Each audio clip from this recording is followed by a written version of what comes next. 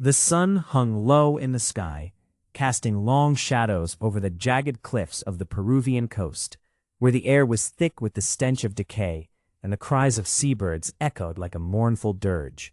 Below, the turbulent waves crashed against the rocks with relentless fury, their frothy fingers reaching for the precarious ledges where the guano collectors toiled.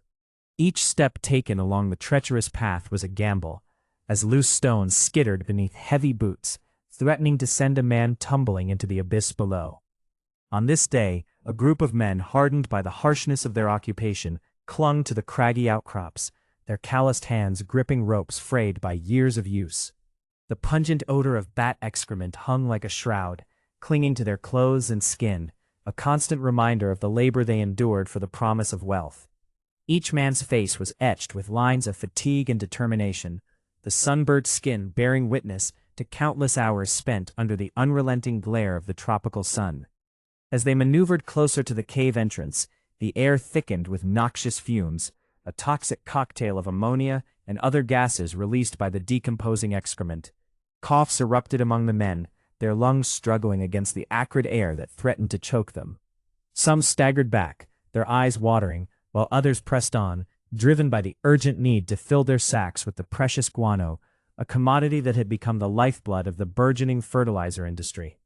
"Careful now," barked one man, his voice hoarse but commanding, as he noticed a younger collector, teetering dangerously close to the edge. The youth, barely more than a boy, nodded but did not retreat, his eyes gleaming with a reckless determination that belied his inexperience. The men understood all too well the cost of folly.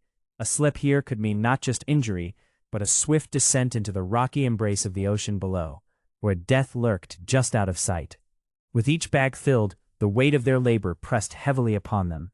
Muscles strained, and backs ached as they hoisted the sacks over their shoulders, the guano's weight a cruel reminder of the toil that awaited them. The clattering of tools and the grunts of exertion echoed within the cave, mingling with the distant roar of the surf. Yet beneath the camaraderie lay an undercurrent of dread, the uncertainty of the ground beneath their feet, the possibility of a rock slide, and the ever-present specter of disease loomed like a dark cloud over their heads. Suddenly, a sharp crack reverberated through the air, and the earth seemed to shudder beneath them. Panic ignited as a cascade of stones tumbled from above, cascading down the cliffside with a thunderous clamor. The men scrambled, hearts pounding in their chests, instinct driving them to flee from the impending doom. The boy stumbled, his foot slipping on a loose stone, and for a moment, time stretched as he grasped desperately at the air, teetering on the brink of disaster. "Hold fast," shouted the foreman, lunging forward as the boy lost his grip and plummeted, arms flailing before he vanished from sight, swallowed by the churning waters below. A collective breath caught in the throats of the men as they stared into the abyss, the consequences of their labor weighing heavily upon them. In this unforgiving land, where the promise of riches came hand in hand with peril, the price of guano was far more than mere currency. It was a constant gamble with life itself. The sun hung low in the sky, casting a golden hue over the jagged cliffs of the Peruvian coast, where the relentless waves crashed against the rocks below. In the distance, the cries of seabirds echoed, a cacophony that heralded the morning's labor. The guano collectors, clad in tattered trousers and wide-brimmed hats, moved with an air of weariness as they approached the precipice, their hearts heavy with the burden of the day's toil. Scattered about the rocky outcrop, the men began their grim task of scaling the steep cliffs, seeking the prized deposits of bird droppings, fertilizer of unmatched potency but laden with peril. The smell was overpowering, a pungent mixture of salt and decay that assailed their senses as they drew closer to the crumbling ledges. They had long since grown accustomed to the scent, though it gnawed at the back of their throats, foretelling the hidden dangers that lay ahead. As they reached the ledge, a thick cloud of ammonia wafted up from the guano pits below, curling like a serpent through the air. The collectors donned makeshift masks of cloth, but it did little to shield them from the suffocating fumes that seeped into their lungs. Each breath came with a struggle, a sharp sting that ignited a relentless cough. The sound of hacking and wheezing mingled with the squawking of the gulls, a mournful symphony of survival. One man, Diego, leaned over the edge, his hands trembling as he scraped at the hardened guano with a rusted spade. His lungs burned with each labored inhale, and he could feel the weight of the noxious gas pressing against his chest. The others worked nearby, their faces pale and drawn, eyes watering from the acrid stench that curled around them like a malevolent fog. He could hear the rasping breaths of his companions, each wheeze a reminder of the toll this work exacted upon their bodies. As Diego filled his sack, a sudden wave of dizziness swept over him, the world tilting precariously. He staggered back, clutching the rocky wall for support, his vision blurring. The toxic fumes had claimed yet another victim, and he knew that countless others had succumbed before him, their lives extinguished by the very substance that promised wealth. With a painful cough that felt like it would tear him apart, he choked out a warning to the others, but the words fell flat against the din of the waves. "Stay close, the fumes." But his voice was lost, as another collector, a younger man named Miguel, collapsed to the ground, gasping for breath. The others rushed to him, panic igniting in their eyes. Diego's heart raced as he stumbled toward his fallen comrade, but each step felt like wading through molasses. The air was thick with desperation, thick with the knowledge that this could be their fate too, a life cut short by the very earth they sought to tame. As the sun dipped lower, casting long shadows across the cliffs, the collectors worked in a frenzy, driven by the urgency of their task. Each sack filled felt like a small victory, but the cost was steep. The noxious fumes continued to swirl around them, an invisible predator lurking in the miasma of bird droppings and decay. The laughter of the gulls above was a cruel reminder of freedom, while the men remained bound to their labor, shackled by the very air they breathed, their lives fading like the sun's last light on the horizon. Amidst the sun-drenched cliffs of Peru's desolate coast, the air hung heavy with the stench of decay. Swarms of iridescent flies buzzed incessantly, their presence a foreboding reminder of the hidden dangers lurking in the shadows. Men, clad in tattered garments and wide-brimmed hats, toiled relentlessly, their backs bent beneath the weight of woven sacks, each filled to the brim with the pungent, valuable guano. The promise of wealth lay in the fecal treasure, but the price of labor was steep, and the threats were manifold. The rocky outcrops jutted viciously from the ocean, their surfaces slick with the remnants of avian life. Armed with crude tools, the collectors ventured into the treacherous caves, their hands scraped raw by jagged stone. Within the dark recesses, the guano exuded a noxious vapor, a toxic miasma that coiled around them like a serpent, stinging the nostrils and seizing the lungs. Each breath was a gamble, a wager against unseen pathogens lurking within the rich deposits. In this perilous environment, the collectors faced more than just the repugnant fumes. Their flesh became a canvas for the voracious insects that thrived in the thick, humid air. Mosquitoes, like tiny demons, found their way through the fabric of clothing, their bites igniting the skin with a fiery itch. The air echoed with curses as men swatted at the incessant pestilence, yet their efforts proved futile. Each puncture from the probing proboscis of these vile creatures bore the potential for disease. Histoplasmosis, a lurking specter among these men, waited patiently for the weary. The spores, invisible and insidious, floated in the air, inhaled with each labored breath. While many scoffed at the tales of illness, dismissing the warnings as mere superstition, the few who succumbed soon became a cautionary tale. Coughing, once a mere annoyance, would escalate into violent paroxysms, as if a demon were clinging to their throats. The collectors would watch helplessly as their comrades, once robust and hardy, faded into shadows, their bodies ravaged by the relentless grip of fever and fatigue. As the sun sank below the horizon, casting long shadows over the rocky expanse, the men gathered for the evening's respite. They shared tales of misfortune and loss, voices low and solemn. Those who had witnessed the ravages of disease could do little but shake their heads, their eyes haunted by memories of friends lost to the dark curse of the Guano Islands. The sounds of waves crashing against the cliffs mingled with the distant cries of seabirds, a mournful symphony that echoed the plight of the collectors. Yet the toil would resume at dawn. The promise of coin glimmered like a mirage, and the men knew that to forsake their duty meant to forsake their families. Each day brought the haunting specter of illness closer, the peril of disease lingering at the edge of their consciousness. They pressed on, driven by desperation and dreams of fortune, as the specter of death danced just beyond their reach. waiting patiently for the moment to claim another soul in the relentless pursuit of guano.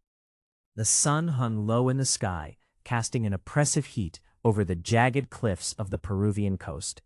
Below, the relentless waves crashed against the rocky shore, their salty spray mingling with the acrid scent of guano that permeated the air. Here, amidst the craggy precipices and the cacophony of squawking seabirds, men toiled in back-breaking labor, their bodies bent in servitude to the earth's most unlikely bounty. With grim determination, the guano collectors, mud-streaked men clad in tattered trousers and wide-brimmed hats, scraped their crude implements against the hardened deposits of bird excrement that had accumulated over years on the ledges of the cliffs. The stench was overpowering, a nauseating miasma that clung to their clothes and seeped into their skin. Each breath was a battle, the toxic fumes rising from the decomposing matter mixing with the salty air, threatening to choke them even as they labored. Hunched over in the unforgiving position, each man felt the strain of his muscles, the ache surging through his back as he scraped and shoveled. Hours passed in a relentless rhythm, the scrape of metal against guano echoing off the cliffs like a mournful dirge. The weight of the load, heavy and pungent, was more than mere physical burden. It was a shackle, binding them to this life of toil, rendering hope nearly impossible. With every lift of the shovel, the collectors could feel the dull throb in their lower backs intensifying, each movement a reminder of the suffering their bodies endured. The first signs were subtle, a twinge here, a cramp there, easily dismissed amidst the chaos of labor. But as days morphed into weeks, the pain grew, gnawing at them like a hungry beast. Many men would eventually find themselves unable to rise from their beds, their bodies betraying them, the promise of work replaced by the torment of musculoskeletal disorders that came to define their existence. One unfortunate soul, Miguel, felt the sharp bite of a spasm seize him as he reached for another shovelful. He gritted his teeth, suppressing a cry, but the agony was relentless. His peers, oblivious to his plight, continued their tireless work, the desperation of their circumstances overshadowing the suffering of the individual. To pause would be to invite scorn, for in this unforgiving world, weakness was a luxury none could afford. As the sun dipped below the horizon, casting long shadows across the rocky terrain, the men began to gather their meager haul. Each sack filled with guano represented not merely a day's labor, but a life's worth of toil. They staggered under the weight of their burden, the sacks heavy with the promise of profit, yet each step was a reminder of the cost. The dimming light revealed the toll of their labor, skin chapped and cracked by the sun, backs bent at unnatural angles, and faces lined with the dust of despair. As they trudged back to their makeshift camp, the specter of disease loomed ominously. The air, thick with the guano's toxic residues, harbored the potential for afflictions that could fell even the strongest man. The collectors knew well the whispers of illness that circulated among them, the stories of comrades who had succumbed to fever or worse. Yet with each passing day, they returned to the cliffs, driven by the relentless need to survive, shackled to the very rocks that threatened to break them. The sun hung low over the jagged cliffs of the Peruvian coast, casting long shadows that stretched across the desolate landscape. The stench of ammonia and decay wafted upward from the guano deposits, an acrid reminder of the labor that lay ahead. Below, the relentless waves crashed against the rocks, a constant symphony of nature that bore witness to the toil of the men who dared to climb these treacherous heights. Among them was Manuel, a gaunt figure whose shirt clung damply to his back, soaked through with sweat and the salt of the sea. Each day, he ascended the narrow ledges, his calloused hands gripping the rough stone, while the echoing cries of seabirds punctuated the stillness that enveloped the cliffs. The guano, a rich fertilizer coveted by the world beyond these shores, lay in thick, pungent layers, but it came at a cost. The work was backbreaking, each shovelful a Herculean effort, a battle against gravity and fatigue that left his muscles screaming in protest. Yet it was not merely the toil that weighed heavily on Manuel's spirit. It was the oppressive solitude that swirled around him like the toxic fumes rising from the guano itself. Days turned into weeks, and weeks into months, with little more than the company of his fellow laborers, who, like him, were shadowy figures against the backdrop of the unforgiving cliffs. Their conversations, strained and sparse, often echoed with the weariness of men worn thin by isolation. As the sun dipped below the horizon, the camaraderie of their shared suffering faded, leaving only the oppressive silence of the encroaching night. The remote outpost where they camped offered no comforts of civilization. A rickety shack served as their shelter, its walls weathered and cracked, allowing the salt-laden winds to seep through. The only respite from the harsh environment was a meager fire around which the men gathered, faces gaunt and eyes hollowed by fatigue. The flickering light cast shadows that danced eerily on the walls, and in those moments the weight of loneliness became palpable. Stories of home, of families left behind, hung in the air like ghosts, haunting the hearts of the men who recalled laughter and warmth from a life long forsaken. Disease lurked in the shadows too, a relentless specter that preyed on the weary. The guano, while a treasure for the fields, harbored its own perils, disease carried by the very birds that nested above. A cough would echo ominously among the men, a prelude to despair, as they exchanged wary glances. The isolation became a breeding ground for illness, each man a solitary island, cut off from the solace of human contact. When one fell ill, the others instinctively drew back, as if the contagion could leap from flesh to flesh, shattering the fragile bonds of their shared existence. As dusk settled, Manuel surveyed the vast expanse of the ocean, its surface shimmering with the last light of day. The horizon, vast and unending, stretched beyond his reach, a cruel reminder of the world that lay just beyond the cliffs. The isolation pressed down upon him, a weight that stifled hope and kindled despair. Alone in the dark, with only the sigh of the wind and the distant laughter of the gulls, he wondered if he would ever escape this prison of solitude, or if the very cliffs would one day claim him as their own. The sun hung low over the jagged cliffs of the Peruvian coast, casting long shadows that danced upon the ground where the guano collectors toiled. The air was heavy with the stench of decay, a pungent mix of ammonia and the remnants of countless seabirds. Each breath was a struggle against the toxic fumes that wafted from the mounds of excrement, clinging to the lungs like a vice. Yet the men pressed on, their backs bent under the weight of burlap sacks filled with the prized fertilizer, each sack a lifeline to their families waiting in the distant villages. As the tide rolled back, revealing the treacherous rocks below, the collectors scrambled up the cliffs like desperate ants. Their hands, calloused and raw, clawed at the crumbling earth, seeking the rich deposits that promised a meager wage. The sun beat down relentlessly, turning the labor into a feverish ordeal. Each man was acutely aware that the guano they harvested was not merely a source of income, it was a gamble with their very livelihoods. The demand for guano fluctuated like the tide, sometimes rising to heights that brought fleeting prosperity, but more often crashing down, leaving the men stranded in an ocean of uncertainty. Joaquin, a seasoned collector with deep lines etched into his sunburned face, paused to wipe the sweat from his brow with a grimy sleeve. He had seen the cycles of fortune and despair too many times to count. Only last season, the guano trade had surged, and with it the promise of a better life. He had dared to dream of new shoes for his children, and perhaps a little chicken to grace their table. But that was before the news of the market's decline had swept through the coastal towns like a cold wind in winter. Now, whispers of reduced demand haunted the air, leaving men like Joaquin with the gnawing fear of empty pockets. With each sack filled, anxiety knotted tighter in his stomach. He could not shake the feeling that this day might be their last chance to earn, the last day before the collectors found themselves cast aside like refuse. The cave he worked in felt colder than usual, its dampness seeping into his bones, a reminder of the diseases that lurked in the shadows. The specter of illness was a constant companion. Men had fallen sick from the noxious fumes, their bodies succumbing to the fevers that followed. Joaquin had watched friends wilt away, their laughter silenced, their families left to mourn. As the sun dipped below the horizon, the men gathered their meager haul, their faces drawn with exhaustion. They exchanged glances laden with unspoken fears, the fear of returning home with empty hands, the fear of the unknown that awaited them. A few voices rose in a futile attempt at camaraderie, but the laughter felt hollow, a brittle shell hiding the weight of their despair. Hoping for comfort in each other's company, yet knowing the silence of their shared plight loomed larger than any words could convey.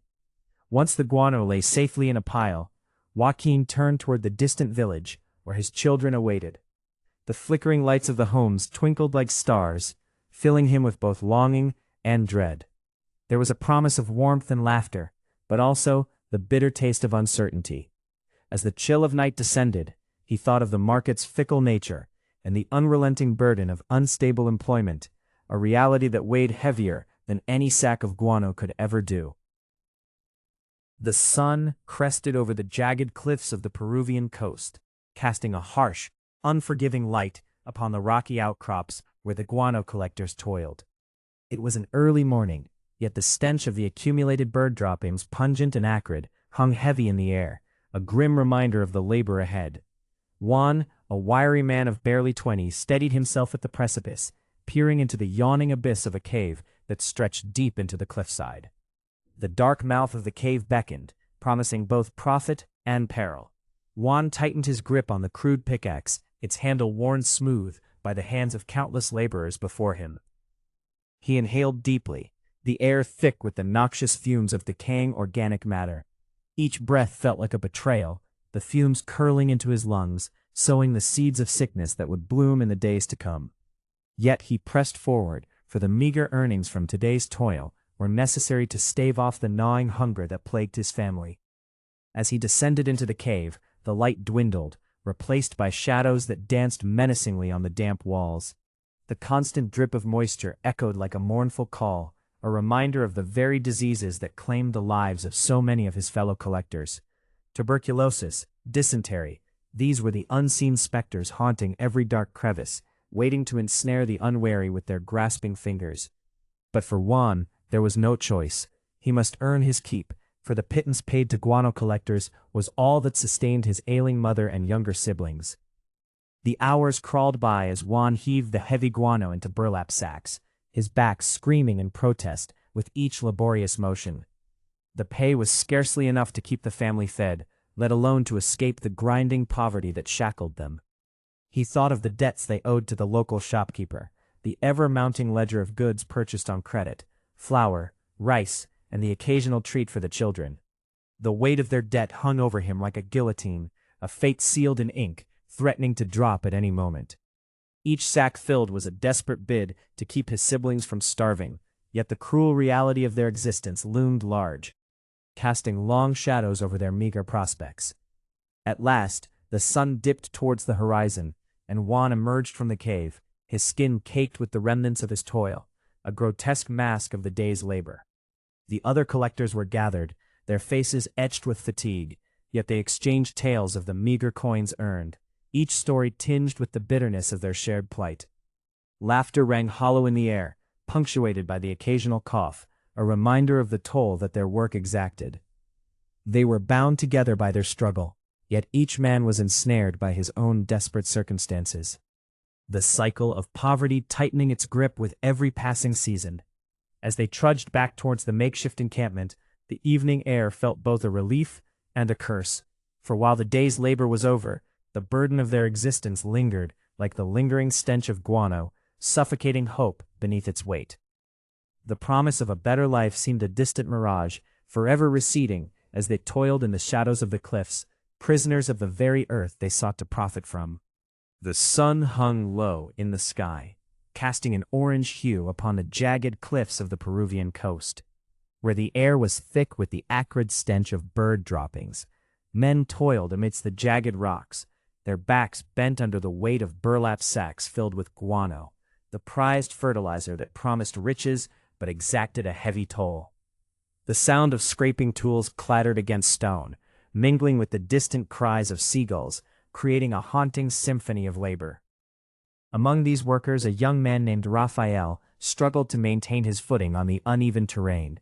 His hands, calloused and raw, scraped against the coarse surface, while his lungs labored against the fetid fumes that seeped from the guano deposits. The effluvia of decay hung heavily in the air, a potent cocktail of ammonia and organic matter that clung to the throat and stung the eyes. Each inhalation felt like a gamble with fate. Many of his fellow workers had succumbed to the ravages of respiratory ailments, their coughs echoing like specters of mortality among the cliffs. Raphael's own body had begun to betray him. A fever had taken root days prior, creeping through his bones like a thief in the night. He felt both the warmth and chill of sweat on his brow, a constant reminder of the illness lurking within. Yet there was no reprieve to be found. The nearest settlement lay miles away, a crumbling cluster of mud brick homes, where the local healer was rumored to possess only rudimentary knowledge of medicine, more witchcraft than science. To abandon his comrades in their labor was unthinkable. The risks of isolation far outweighed the fleeting hope of relief. As he bent to lift another heavy sack, a sharp pain shot through his lower back, radiating like fire. He gritted his teeth, stifling a cry. Others looked on, their faces etched with concern, but no one dared to speak. What could they offer? The notion of support felt like a cruel joke, for they all shared the same fate, a cycle of toil and suffering, with naught but the promise of paltry wages and the specter of disease haunting their every step. The environment offered little solace. In the caves where guano was harvested, the air was often stagnant, stale with the remnants of avian life. As the men delved deeper, the risk of cave-ins loomed, each rumble of stone a reminder of their precarious existence. The guano itself was laden with pathogens, a breeding ground for maladies that could lay low even the strongest among them. A single misstep could lead to a fall, a twisted limb, or worse still, an injury that would render one useless in an unforgiving world. Raphael watched as one of his companions, a wiry man named Esteban, collapsed amidst a pile of blackened droppings. Panic ensued, the men scrambling to lift him, their hands slick with guano and sweat. Yet as they hoisted him up, it became painfully clear that no healer could mend the toll of their labor. Esteban's fevered eyes rolled back, his breath quickening in ragged gasps. In the depths of their harrowing toil, the reality crystallized. There were no remedies for the ailments born of this wretched life, and the cliffs would claim their due, one life at a time.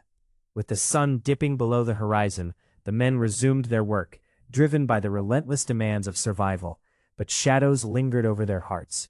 The promise of wealth lay in the guano, but the price of their pursuit was etched in the grim faces of the fallen, a constant reminder that in the world of the guano collector, the line between life and death was as fragile as the cliffs upon which they toiled. The morning sun cast a harsh glare upon the jagged cliffs of South America, illuminating the treacherous ledges that jutted out over the churning sea below. The air, thick with the acrid scent of guano, hung heavy with the promise of toil and peril. Amongst the craggy rocks and shadowy caves, the guano collectors began their grim labor, their silhouettes stark against the brightness of the day. With each step taken along the narrow paths, the collectors moved cautiously, their eyes ever vigilant for the vengeful inhabitants of these cliffs. The cliffs, draped in a foul-smelling white blanket of bird droppings, were not merely a source of sustenance, they were a battleground. The cliffs were home to colonies of seabirds, furious guardians of their nests, and their shrill cries echoed ominously through the air. One misstep, one careless gesture, and the wrath of 1,000 beaks could unleash upon the unwary collector. A sudden flurry of wings shattered the morning's fragile stillness. A collector, his leather gloves stained with guano, had approached too closely to a nest concealed within the crag. In an instant, a torrent of screeching birds descended upon him, talons poised to strike. Panic surged through him as he raised his arms to shield his face, but the onslaught was relentless. A sharp pain lanced through his forearm as a particularly aggressive bird found its mark, drawing blood.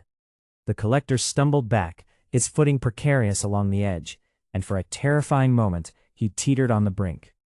The cacophony of the bird's cries mingled with the crashing waves below, a reminder of the very real danger of falling.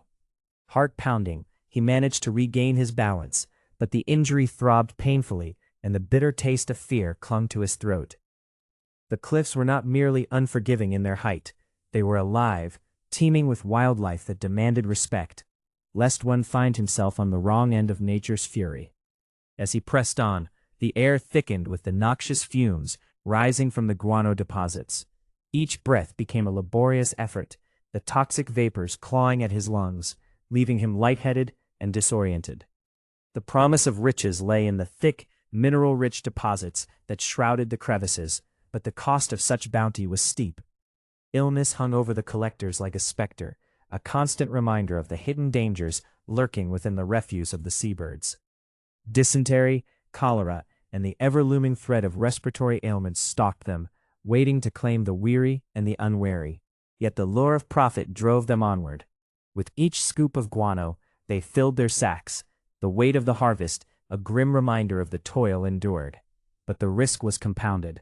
Injuries, especially those inflicted by wild creatures, could lead to infection, rendering a collector useless in a harsh world that offered no mercy.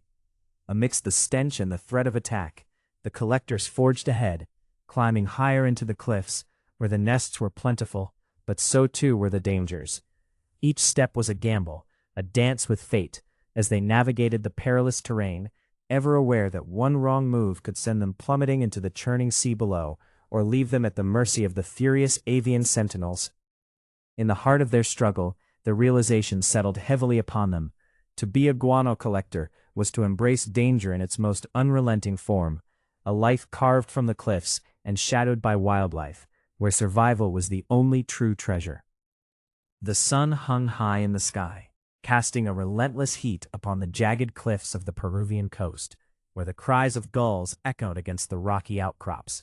Below, the tide surged and receded, revealing patches of glistening white. Guano, the prized excrement of seabirds, glimmered like precious minerals amidst the gray stones. Workers clad in tattered trousers and worn shirts, their backs stooped and arms strained, clambered over the craggy terrain, each step a testament to the backbreaking toil that defined their existence. As the collectors descended into the shadowy recesses of caves, the air thickened with the acrid scent of ammonia, a noxious reminder of the abundant fertilizer that lay within. Each breath drew in toxic fumes that clawed at the throats of the men, forcing them to cough violently, the sounds echoing in the confined space like the cries of a dying animal. Some staggered back, gasping for fresh air, their faces pale and eyes wide with fear of the unseen dangers lurking in the darkness. They were all too aware of tales that whispered through the canyons, of fever and disease, of men who had succumbed to the very earth they sought to exploit. With sweat trickling down their brows, the collectors wielded crude picks and shovels, their hands blistered and raw. They dug into the guano with a fervor born not of love for the land, but of desperation, for each sack filled was a meal secured for their families. Yet, as they unearthed the white gold, they could not ignore the stark transformation of the landscape around them. The once lush vegetation that had clothed the cliffs in vibrant greens now lay withered, choked under layers of bird droppings turned to dust. The cries of seabirds that had once filled the air with life grew fainter, the population dwindling as their nesting grounds became barren wastelands, stripped of their natural beauty. As the sun began to set, casting long shadows over the desolation, the collectors paused to survey their surroundings. The cliffs, once echoing with the sounds of nature, now stood eerily silent, a graveyard of what had been.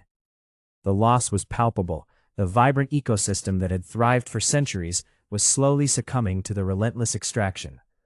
Once the men had marveled at the dance of seabirds soaring overhead, but now their hearts grew heavy with the knowledge that each sack of guano came at a price that weighed upon their souls. In the distance, a sickly haze hung over the horizon, a sinister testament to the pollution wrought by their labor. The collectors exchanged glances, a silent understanding passing between them. They were not merely harvesters of guano. They were unwitting agents of destruction, witnessing the slow death of a land that had sustained them. A realization that with every handful of guano, they were burying their future beneath a mountain of refuse. As darkness enveloped the cliffs, the men ascended back to the surface, their hearts heavy with unspoken sorrow. They trudged homeward, their burdens not solely of physical weight, but of a deepening sense of grief for the land they had once revered and now ravaged. In the flickering light of their modest fires, they would recount tales of the vibrant world that was, even as they prepared for another day of relentless toil, caught in the grip of an insatiable demand that seemed poised to swallow the very essence of life itself. The sun hung low over the jagged cliffs of the Peruvian coast, casting a golden hue upon the shifting shadows of men laboring beneath its gaze. A cacophony of screeches erupted from the flocks of seabirds that circled above. their cries echoing through the vast expanse of the ocean. The air, thick with the stench of ammonia and decay, clung to the workers like a shroud, a constant reminder of their toil. Guano collectors scrambled up the steep, craggy precipices, their faces etched with fatigue and desperation. Among the laborers, a young man from a nearby village gripped a rusty pickaxe, his fingers raw and blistered. The whispers of his ancestors who once roamed the land freely now seemed a distant memory, drowned out by the relentless clamor of industry. The encroachment of the guano trade had shattered the delicate fabric of his community, casting aside centuries of tradition in favor of profit. As he swung the pickaxe against the hardened deposits of bird excrement, he felt the weight of his ancestors' sorrow pressing upon him, a burden he could scarcely bear. The guano industry, heralded as a miracle of commerce in the eyes of foreign investors, had turned the cliffs into a battleground. Each day, the young man and his fellow laborers clawed at the earth, risking their lives on the perilous ledges, while the toxic fumes from the guano seeped into their lungs, claiming their health and vitality. Coughs echoed among them, a harsh, rasping chorus that punctuated the oppressive silence of the cliffs. One man, weakened by the noxious air, collapsed, his body crumpling like a discarded rag. The others glanced at him, faces lined with worry, but no one dared to pause. The overseer's whip cracked in the distance, a reminder that their suffering was deemed a necessary sacrifice for profit. As the day wore on, the young man's mind drifted to the rituals of his people, ceremonies honoring the earth and the sea, where laughter mingled with music in the twilight glow. But now, those sacred moments had been replaced by the relentless grind of labor, the rhythm of pickaxes striking rock, and the ever-present specter of loss. The land that had once nourished their spirits now lay barren beneath the weight of greed, a desolate landscape stripped of its former beauty. His thoughts turned to the elders in the village, their faces marked by the lines of sorrow and disillusionment. They spoke of the past with reverence, of a time when the cliffs were not mere resources to be exploited, but sacred places of gathering and celebration. The encroachment of the guano industry had severed the ties that bound them to their heritage, leaving only shadows of what once was. The young man felt a deep sense of cultural dislocation, a chasm widening between his identity and the life forced upon him by the demands of the market. With each swing of the pickaxe, he fought not just against the unforgiving rock, but against the very forces that sought to erase his existence. The cliffs, once a sanctuary, had become a prison, their beauty marred by the scars of exploitation. As twilight descended and the horizon swallowed the sun, the young man looked out toward the vast ocean, his heart heavy with the knowledge that the tides of change were relentless, and that the identity of his people hung precariously in the balance. The sun barely pierced the thick fog that hung over the jagged cliffs of the Peruvian coast, casting an eerie pallor on the day's work. A cacophony of cawing seabirds filled the air, their cries mingling with the distant roar of crashing waves below. Atop the cliffs, a group of guano collectors toiled in silence, their backs bent under the weight of burlap sacks bulging with the rich, dark fertilizer that fueled the insatiable hunger of foreign markets. Each laden sack was a bitter reminder of their struggle, a labor that garnered them little more than meager rations and the specter of despair.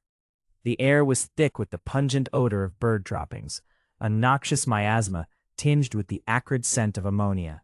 The collectors, men and boys alike, bore the brunt of this toxic assault, their lungs strained as they clawed through the refuse.